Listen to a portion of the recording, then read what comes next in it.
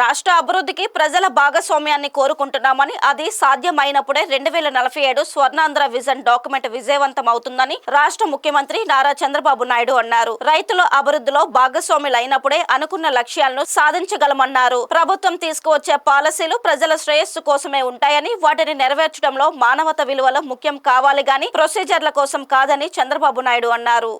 మళ్ళీ vision 2047 document తీసుకొచ్చి ఈరోజు తెలుగు జాతికి భారతదేశానికి అంకితం చేశామంటే అది మాకుండే అకుంఠిత దీక్ష అని చెప్పి కూడా మరి ఒక్కసారి మీ అందరికీ విజ్ఞప్తి చేస్తున్నా.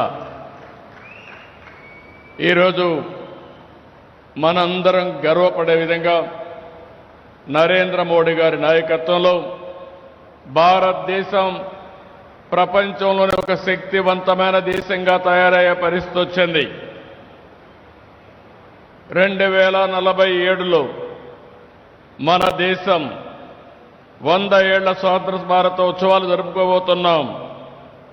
అప్పటికల్లా ప్రపంచంలో ఒక అగ్రదేశంగా ఉండాలనే ఉద్దేశంతో వికసిత్ భారత్ 2047 ప్రధానమంత్రి గారు తయారు చేశారు.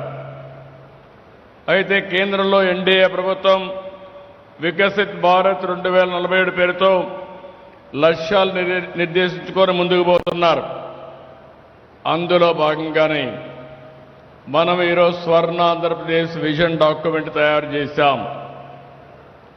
నరేంద్ర మోడీ గారు కానీ మనందరి ఆలోచన ప్రపంచంలోనే భారతదేశం నెంబర్ 1 దేశంగా ఉండాలని, భారతీయులు ప్రపంచంలోనే నెంబర్ 1గా ఉండాలని మనందరి సంకల్పం. అదే సమయంలో నేను కానీ పవన్ కళ్యాణ్ గారు కానీ వేదిక పైన కూర్చున్న మా ఆలోచన తెలుగు జాతి ప్రపంచంలోనే నెంబర్ 1గా ఉండాలనేది మా సంకల్పం.